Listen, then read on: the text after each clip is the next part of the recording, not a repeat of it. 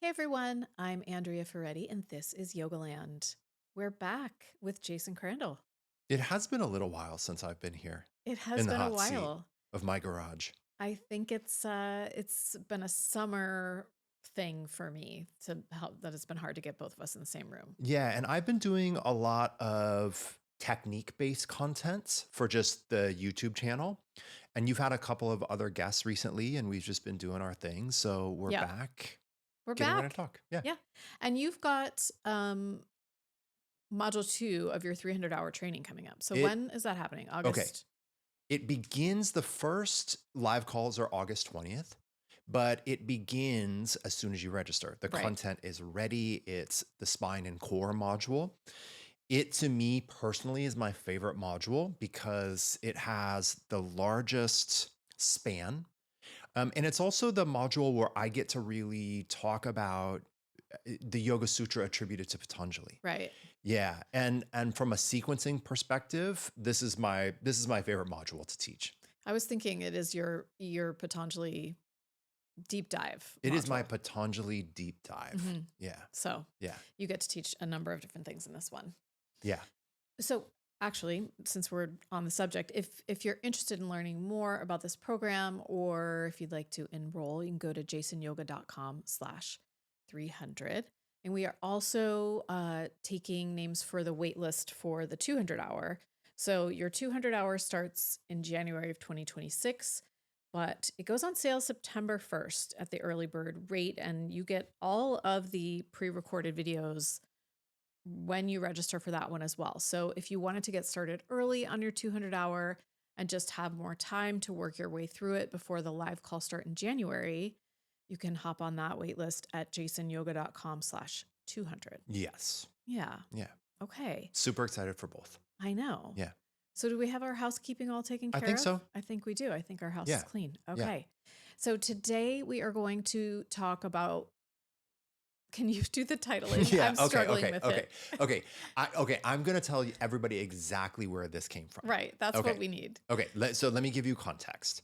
So for me, I know nothing about filmmaking. I know nothing about photography, videography, all these things. Everything that I do for the podcast and I do for the YouTube channel is self-learned. I've had some support here and there, but it's mostly self-learned. And so I watch a lot of videography content and a lot of content on lighting because these are things that like I've started to really enjoy doing, okay? Except for when they make me nuts. So I saw this video, this YouTube video, and I don't recall the person who did it. It was a filmmaker, and it was, if you are new to filmmaking, watch this. Mm. Now I'm not a filmmaker, but all of a sudden But I play one in my garage. yeah, but I pretend I have a lot of now expensive stuff in the garage. Mhm. But so I watched it and it was really great, and essentially it was just advice. And immediately I thought, oh, this is perfect to frame it for yoga teachers. Like, Right. if you've been teaching for 5 years or less, watch this. Okay. Right. And Yes. so I want to talk everybody through what I think are the most important bits of just broad context, information, and wisdom that I can provide a teachers. And I don't even just say a new teacher, right? Because there's so much within the first 0 to even up to 5 years Mm. that we can use some insight and help on. Okay. Yeah. Thank So you. that's the title-ish. That's the Yes. description. It's the description of the Yeah. episode. That's what I wanted. That's what I was looking Yes. for. Okay. Yeah. Okay. So the first point that you brought up is focusing on connection and your soft skills. I've been thinking about this phrase soft skills a lot lately. So when I teach a training, I provide a lot of people with a lot of information, right? But one of the things that I have to help prepare our students for or our teachers for is the reality that as a yoga teacher, your job is social. It's like a strangely social job. Mm-hmm. And as a yoga student, you don't necessarily know that because when you're a student of yoga, you come in, you unroll your mat, you might have a friend or two in class, you might not, but the experience of practicing yoga, I think, is often very solitary, Mm-hmm. right? Like we appreciate the group environments, but our experience is very solitary. But when you're teaching yoga, it's not solitary. It's kind of it's the inverse of that experience. And so one of the things that I'm always talking to teachers about is, as a teacher, it's not just what you learn and what you know, but how you can connect and how you can relate to your students that really matters, right? And for me, teaching trainings, in a way, that's hard because I can provide a lot of information, but information in and of itself isn't super impactful. You have to be able to connect, you have to be able to relate. And so the simple way that I mean about this, because as a yoga teacher, you can still be an introvert, but I'm going to boil down this statement of soft skills to saying this: as a teacher, focus on being nice, focus on being genuine, focus on seeing and connecting to your students, and try to learn some of their names, Mm-hmm. right? Like, those human connections are so important. And those are also the things that I think bring us joy, Mm-hmm. right? I think there's a lot of things as a yoga teacher where we can really stress ourselves out about, but when we're able to settle in and we're able to connect and we're able to relate and help someone with their life, it's unbelievably satisfying and rewarding. Mm-hmm. Mm-hmm. Yeah. So just saying hi to people, welcoming them when they walk through the door makes a huge difference. I will just attest to that. It's huge, Yeah. right? And it seems so basic. Yeah. And I phrase it another way in other contexts, which is, I say you have to be a good host and you have to be sincere. As a teacher, not every yoga teacher, like, I will be honest, this is difficult for me. What we're talking about right now is difficult for me because a lot of times prior to teaching a class, I have like game face, Mm. right? I'm in teaching mode. And sometimes when I'm in teaching mode, I'm I'm in my own mind. And sometimes I don't really relax and start to connect to people very well until those first couple of sun salutations, Mm-hmm. right? But the warmer that we can be, the more personable that we can be, the more we can connect to our students and form relationships, the more we're going to have return students and the more we're going to have genuine connections and Yeah. relationships, Yeah. right? And there's one more bit about this, and I promise I won't go off stream too far. As teachers, especially in our first several years, we often think that it's really important that we focus on developing social media, but it's not. It really isn't. What's important is that we focus on connecting to the people that are in class, like the people that actually walk in the room. Mm-hmm. We want to establish a connection. We want to see them. Mm-hmm. And as a teacher, you have to you often have to practice being in that mode of just literally being a witness to other people and making those connections. And those are like, that connection is what is going to build ongoing relationship and student development over time. Mm-hmm. Mm-hmm. Yeah. I mean, I just want to say, as an introvert and a person who tends to think that I kind of have always gone unnoticed in public situations, when I've had a teacher acknowledge me when I walk in, like, "Oh, nice to see you again," even if they don't say like, "Hi, Andrea," but just, "Oh, nice to see you again. Oh, so glad you're back." It actually makes a big difference. And it doesn't have to be like an introvert going to Trader Joe's. Have you seen those memes yet? I have When you, seen those memes so much and and they're they so touch me real. so deep. And you know what? I have, there's a guy at Trader Joe's, because I go to Trader Joe's. I'm our Trader Joe's guy. There's a guy at Trader Joe's who doesn't do any of those things, and Right. I seek out his line. Yeah. We have I feel like we have an Yeah. understanding. Anyway, like, it doesn't have to be like Trader Joe's where they're like, "So what are you up to this weekend? What are you doing? What's going on?" No, no, no, no. It doesn't have to be like, you don't have to go that far for, if you have a really quiet introverted student who seems like they kind of want to be left alone, you could just acknowledge that it's nice to see them again. Yeah, And you it just makes look a at him big and I say, difference. "It's really good to see you again. How have you?" Mhm. And you don't even have to say how you've been, but Yeah. it's good to see you. Yeah. I feel like before we wrap this, I want to give one more simple, practical bit of advice for teachers that are a little bit more introverted, okay? Which is, you probably feel more relaxed and connected as the teacher after class than before the class, Mm-hmm. right? And so one of the things I have given this example so many times, but I remember the teacher. I don't remember if he still teaches. His name is Pete Chandonnet. Do you remember him? He taught in San Yeah, Francisco. I do. So he was teaching at Yoga Works, and I was about to teach a training. So I was in the next group. And so I saw him close his class.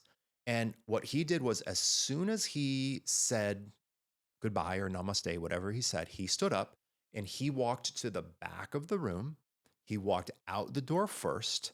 He held the door open for everybody as they left. That was a Rusty Wells thing Oh, too. was He it? might have gotten that from Right? Rusty. He Yeah. just held the door open from his left and said thanks. Yeah. And to me, like, that is as someone that is more introverted, that is a very low lift. Mm-hmm.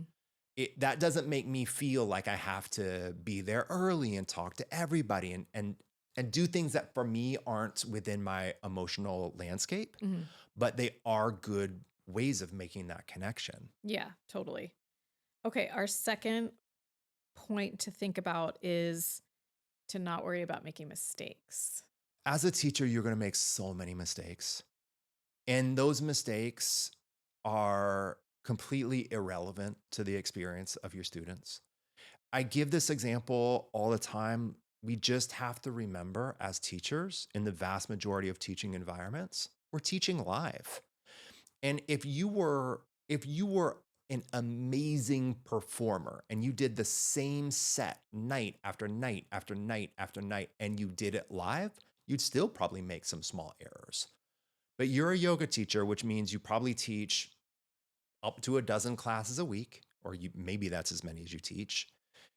You probably vary your sequences to some degree, arguably probably too much if you're new, and you're more novice.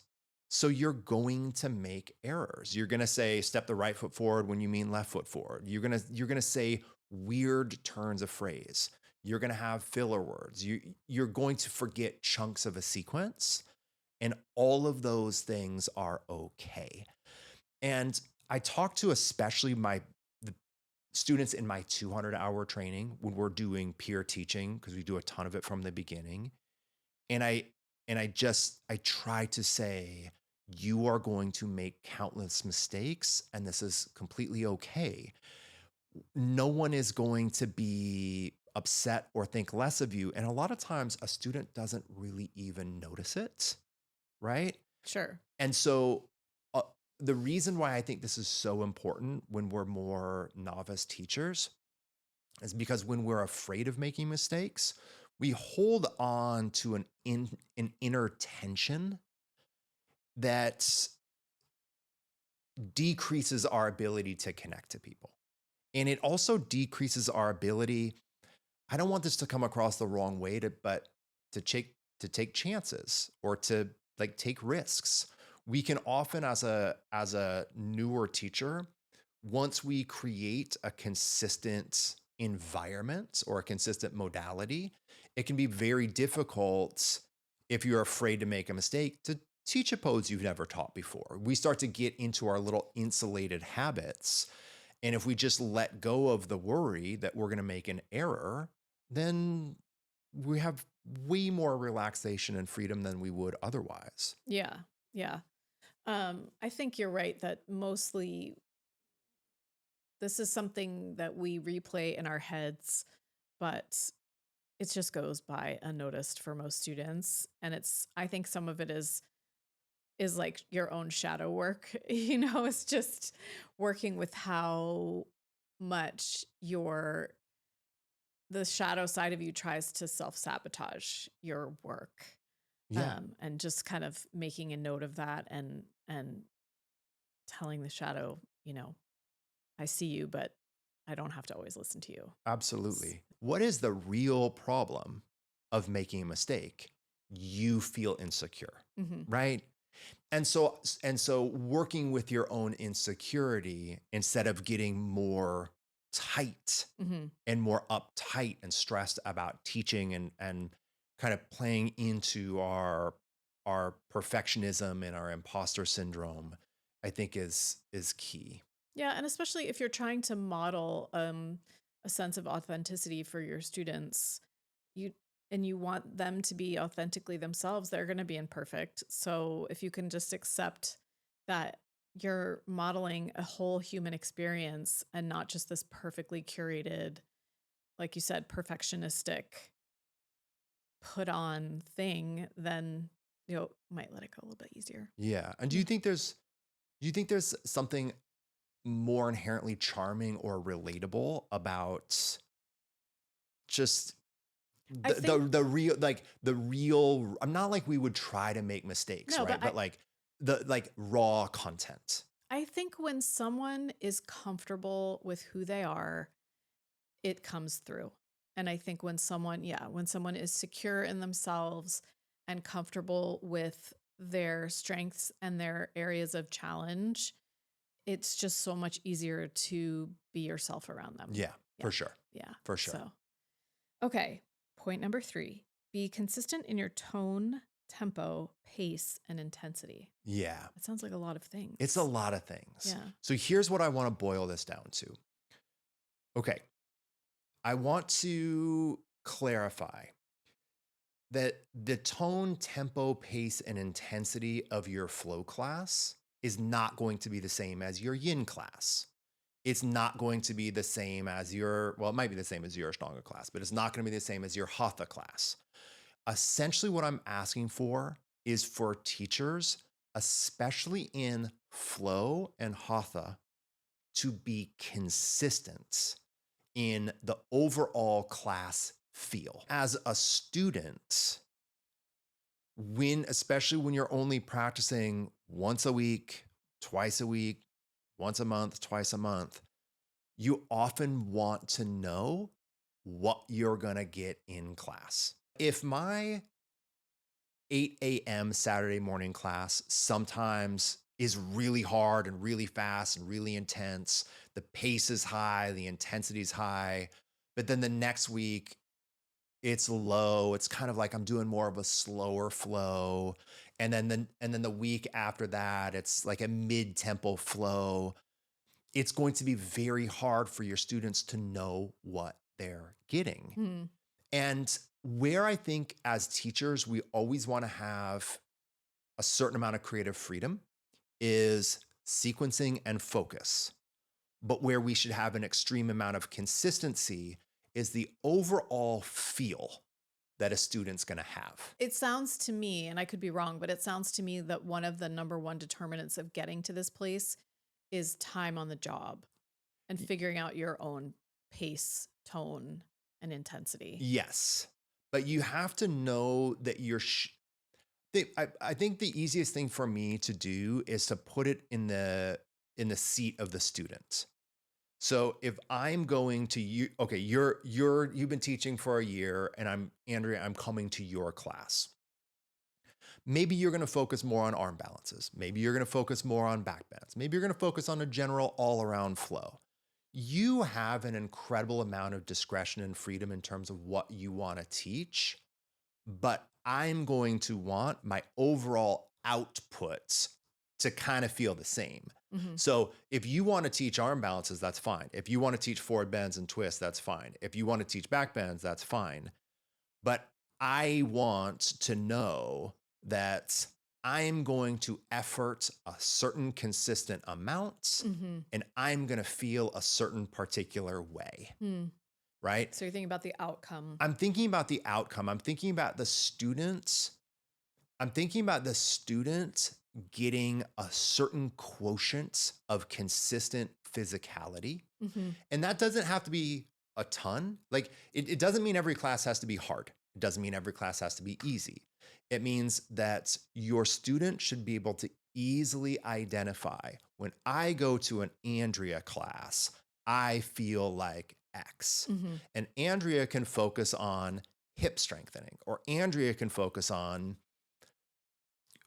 deeper back bends. It doesn't matter Mm-hmm.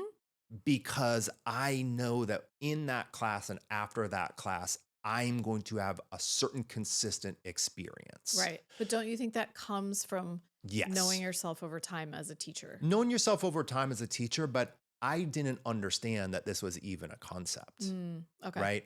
So this is like all of these things are skills and wisdom and bits of advice to grow into over time. Mm-hmm. And one of the reasons that I think that this is so important is because I'll say it this way.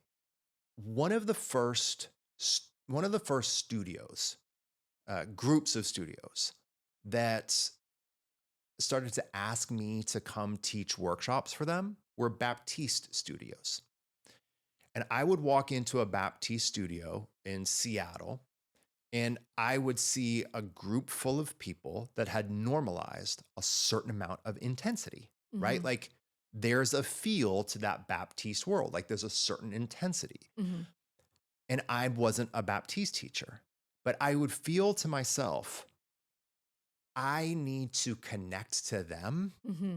and I feel like if I give them a similar physicality to what they are used to, they will give me their attention to focus on X, Y, or Z. Mm-hmm. That it's an actual relationship. And that if I didn't give them a physicality that they were used to, they weren't going to listen to me. It would space out. Yeah. Right. Because I wasn't meeting them where they are. Sure. Okay. Right. That makes sense. Right. And so to me as a teacher, I feel like it is genuinely a relationship.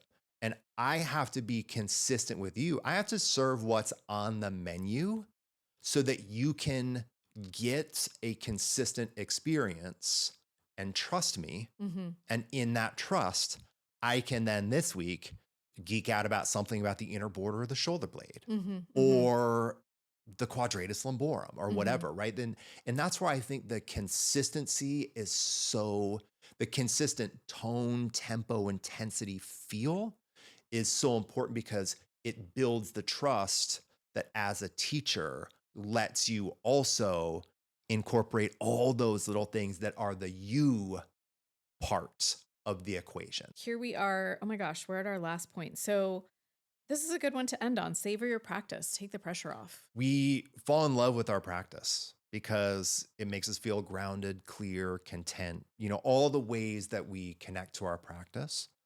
That there's something about becoming a teacher where we often start to internalize a greater, more ego. We start to internalize a sense of, oh, well, I'm a teacher, so I should look like A, B, C, D, and E. Mm. Oh, I'm a teacher, so I should be able to do X, Y, and Z. Oftentimes, when we're a student, like, of course, we can have some practice insecurities, right? We're human. We can have some practice insecurities, but so often when you become a teacher, they magnify. And this is an illusion. This is the mind just making stuff up. Mm-hmm. It is. Our students care about how we make them feel.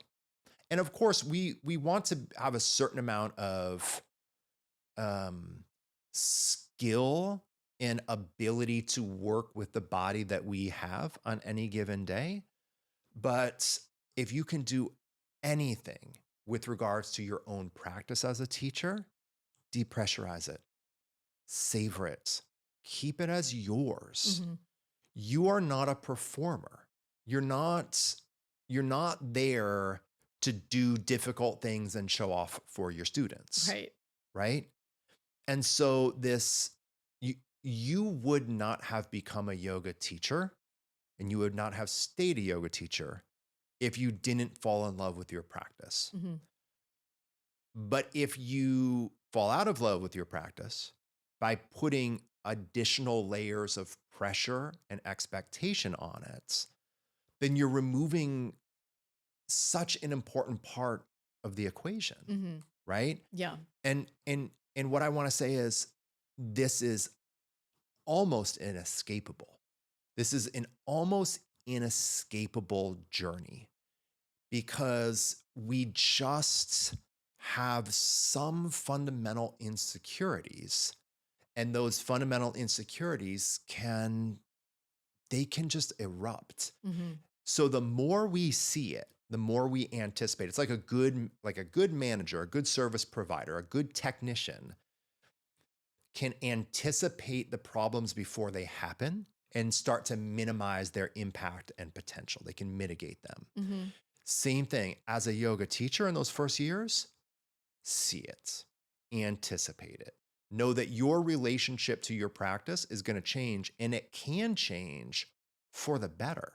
You can savor it more, you know more, you can feel more empowered and knowledgeable and deep in your practice. But if you put new layers of expectation and think now it's not only me that cares about my hamstrings, but all of my students care. If we put those layers on, then we're just being, you said earlier about self sabotage. I think this is a very unconscious self sabotage. We have to know it, we have to see it, and we have to minimize it and just not not allow ourselves to take the bait. Mhm. Mhm. It's interesting. This anecdote is like burning a hole in my brain, so I'm going to tell it, even though it's slightly it is related, but it is slightly tangential. So the other day, um, someone posted on social media a picture of himself doing a really, really deep back bend, and this was, I think, maybe in the 90s or early 2000s. And it was for, and I don't mind saying this out loud, it was for John Friend. And he said, at the time, if you had to be very special to be picked to demonstrate your poses. And he was trying to get me to go into a deeper version of that pose, and I couldn't, and I left feeling horrible about myself.